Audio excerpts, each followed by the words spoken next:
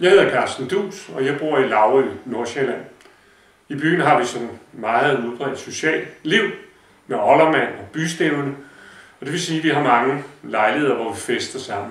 Og ved en af de lejligheder, der lavede jeg en Laurø Blues.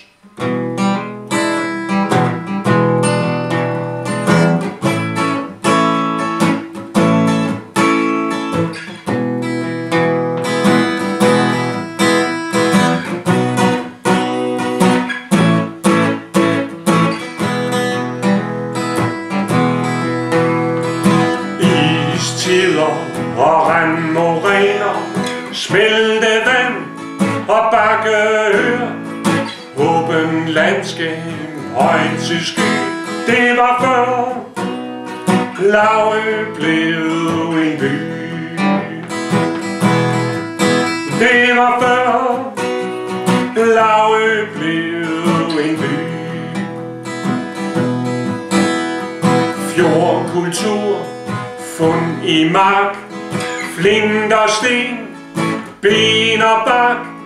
Mennesket satte sit første spor. Det er Laurø af stenalderen bor.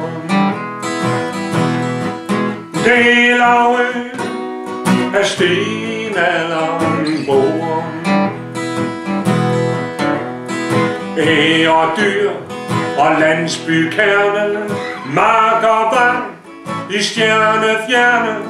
Udskiftningen tager tid, men det var i Laurø, at vi gik til. Men det var i Laurø, at vi gik til. Kører traktor, meje tærsker, søger sprøjte, stropper korter. Byen skælver, bunden ler. Det er i Laurø, at tingene sker. Det er i Laurø, at tingene sker. Smedje, Tingsted, Gade, Kær, tog og trinbræt, vej og stier. Laurø er lille, og verden er stor, men det er i Laurø, de naturlige de store. For det er i Laurø, at tingene sker.